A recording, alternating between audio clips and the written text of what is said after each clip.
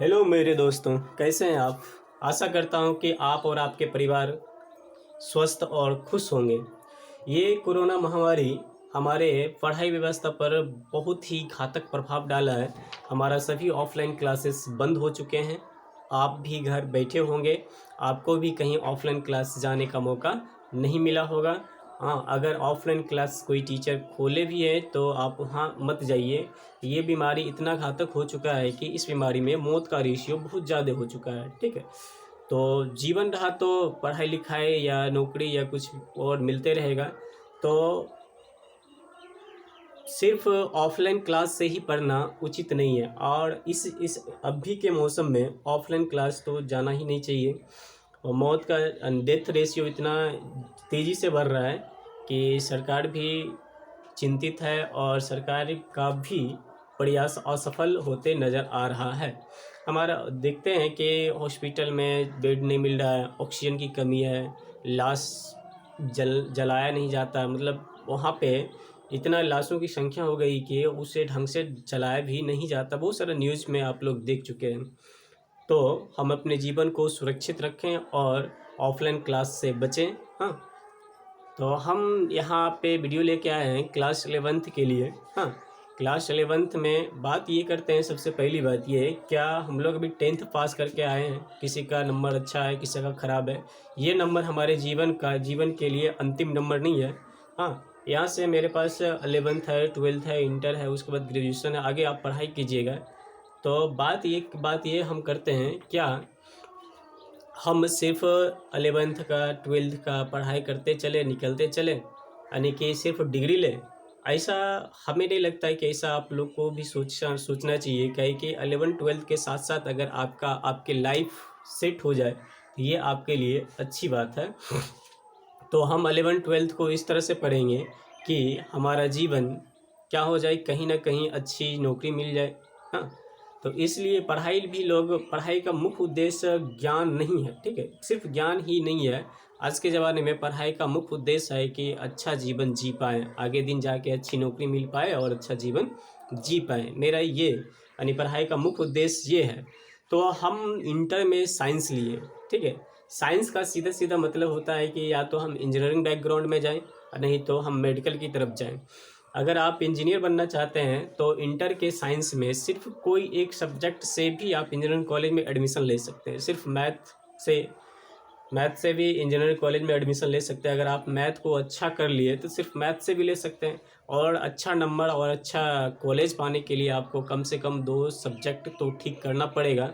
हाँ, कम से कम 50% तो क्वेश्चन हल करके आना ही पड़ेगा, तब जाके आपको अच्छा इंजीनियरिंग कॉलेज मिल पाएगा। ठीक है, तो हम बात करते हैं मैथ के बारे में। आज ये वीडियो रहेगा मैथ के सिलेबस के बारे में, सिर्फ मैथ के सिलेबस के बारे में वीडियो रहेगा। और आप ये वीडियो को ढंग से देखिए, और सीरियस कैंडिडेट हैं, पढ़ने के लिए उत्सुक हैं, तो आप इसे अपने कॉपी में इस सिलेबस को नोट कर लीजिएगा। ठीक है, तो बात करते हैं 11th के मैथ का सिलेबस क्या है। साथ ही साथ ये सिलेबस सीधा सीधा इंजीनियरिंग में भी है। इंजीनियरिंग एंट्रेंस जो एग्ज़ाम जो होता है, जेईई मेंस एडवांस जो होता है, तो उसमें आपसे ये नहीं पूछा जाता है कि आप इंजीनियर बनने लायक हैं या नहीं हैं। आपसे सिर्फ इतना पूछा जाता है कि आप पढ़ के क्या आए हैं। ठीक है, तो इसलिए 11 12 से ढंग से पढ़िए, आप इंजीनियर आसानी से बन जाइएगा। मेडिकल में भी जाना है तो 11 12 को ढंग से पढ़ जाइए, बन जाइएगा। देखिए, बहुत सारा बुक मार्केट में उपलब्ध है, तो मुख्य रूप से एनसीईआरटी का एक एक लाइन पढ़ जाइए, एक एक क्वेश्चन बना जाइए, आपका सिलेक्शन पक्का है। ठीक है, तो बात करते हैं आज यहाँ हम लोग 11th मैथ के सिलेबस के बारे में। 11th मैथ के सिलेबस में क्या है इसके बारे में। बाहर से कुछ अगर आवाज़ आपको जाता होगा तो इसके लिए क्षमा चाहता हूँ, क्या कि यहाँ गांव में हैं और घर के आसपास बहुत सारा घर है, तो आवाज़ जा सकता है। ठीक है, तो देखिए शुरू करते हैं हम लोग 11th मैथ के सिलेबस के बारे में। देखिए, सिलेबस के बारे में बात करें तो हमको क्या क्या पढ़ना है 11th के मैथ में। हाँ, 11th के मैथ में हमारा पहला यूनिट आता है सेट्स एंड फंक्शन। 11th के मैथ में हमारा पहला यूनिट क्या है, सेट्स एंड फंक्शन। हाँ, और इसका वेटेज है एग्जाम में, आपके एग्जाम में 29 मार्क्स का, सेट्स एंड फंक्शन। ठीक है, समुच्च और फलन, हिंदी लिखना चाहिएगा तो हिंदी भी लिख सकते हैं, समुच्च और फलन। दूसरा आपका है अलजेब्रा, बीजगणित जिसको बोलते हैं, जो कि आप लोग कुछ न कुछ 9th-10th में पढ़ के आए हैं। बीजगणित, इसका वेटेज है 37 मार्क्स का, ठीक है। उसके बाद कोऑर्डिनेट ज्योमेट्री आप लोग पढ़ के आए हैं, कोऑर्डिनेट ज्योमेट्री डिस्टेंस फॉर्मूला पर है ना, बस उसी चीज़ को हमको यहाँ पे आगे बढ़ाना, उसी चीज़ को थोड़ा विस्तार से पढ़ना है, और इसका वेटेज आपका है 13 मार्क का। उसके बाद कैलकुलस, कैलकुलस आपके लिए एक नया चैप्टर आएगा, ठीक है। तो कैलकुलस में हम लोग आगे के मैथ पढ़ने के लिए, आगे के मैथ को किस तरह से सॉल्व करेंगे, किस तरह से कैलकुलेट करेंगे, वो हमें कैलकुलस में सिखाया जाएगा।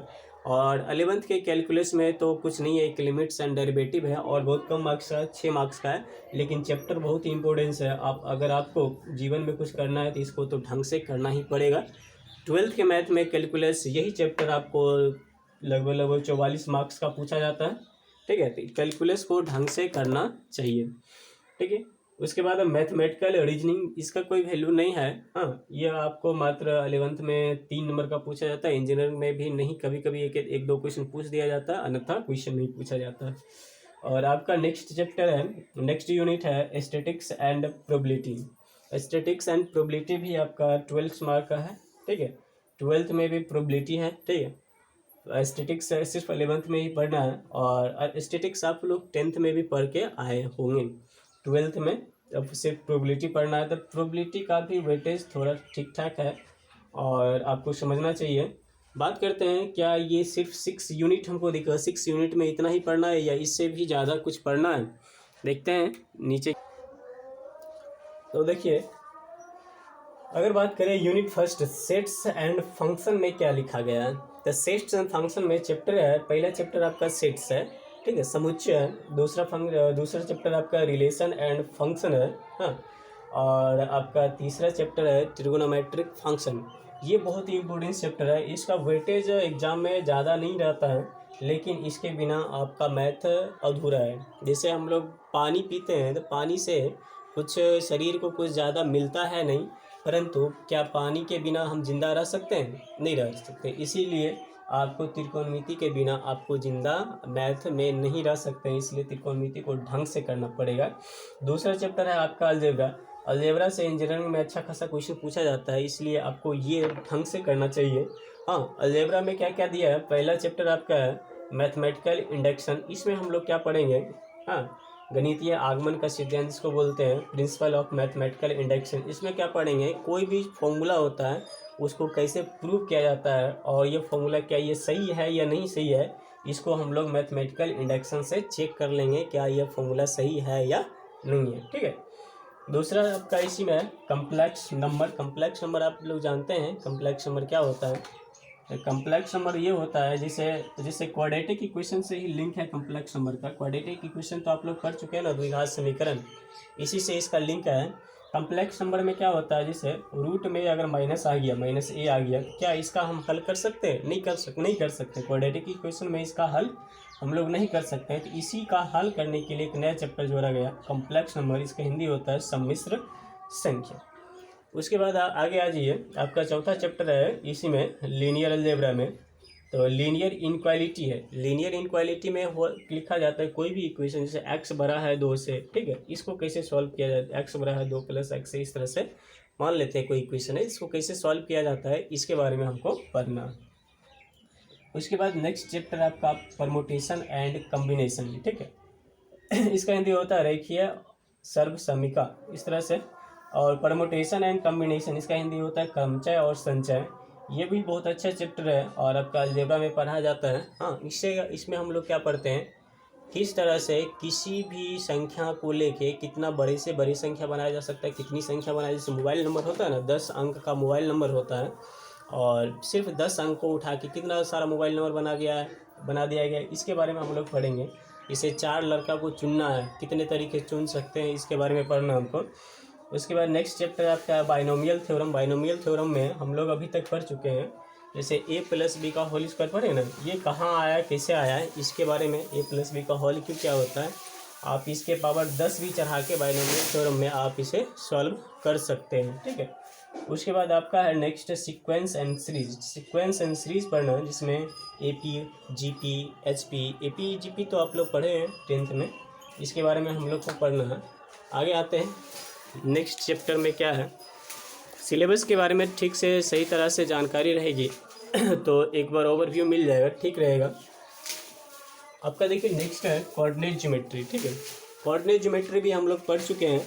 कोऑर्डिनेट ज्योमेट्री में डिस्टेंस फॉर्मूला पढ़े, सेक्शन फॉर्मूला पढ़े, दूरी सूत्र, विभाजन सूत्र, अंतर विभाजन, बाह्य विभाजन, त्रिभुज का केंद्र का दो रेखा के मध्य बिंदु, जैसे रेखा दो बिंदु के बीच का मध्य बिंदु, ये सब हम लोग पढ़ चुके हैं। इसी के बारे में थोड़ा डिटेल से पढ़ना है। हाँ, इसमें इसके अंदर चैप्टर आता है स्ट्रेट लाइन और कोनिक सेक्शन। स्ट्रेट लाइन, ठीक है, उसके बाद कोनिक सेक्शन, ठीक है, शंकु परिच्छेद, इसके स्ट्रेट लाइन का हिंदी होता है सरल रेखा।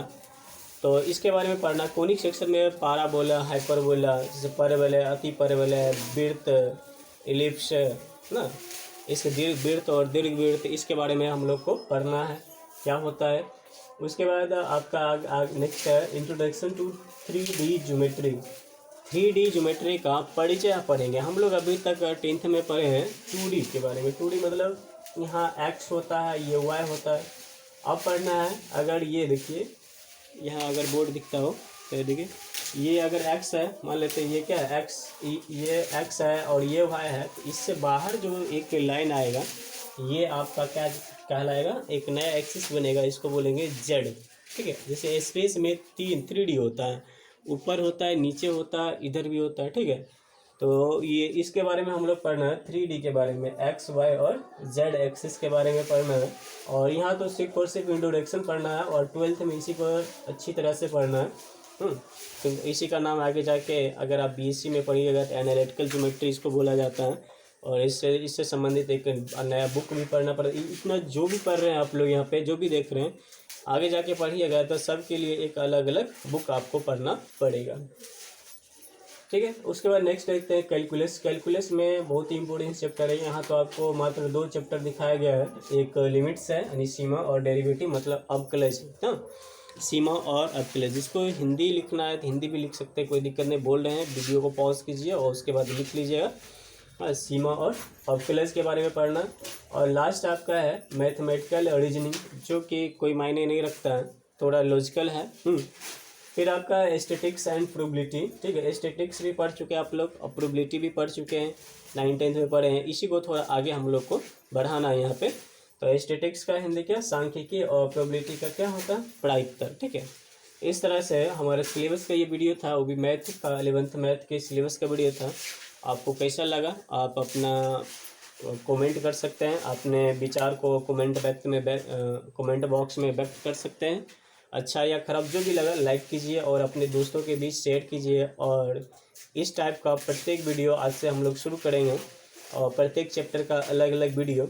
और डाउट सेशन अगर होगा तो डाउट सेशन हम लोग गूगल मीट या और भी कोई ऐप से है उस पर हम लोग कर लेंगे लाइव रह के। तो सबसे पहले देखते हैं कि कितने स्टूडेंट इंटरेस्टेड है इसमें। तो फिर इस वीडियो में इतना ही रहने देते हैं। खुश रहिए और मोटिवेटेड रहिए। बाय।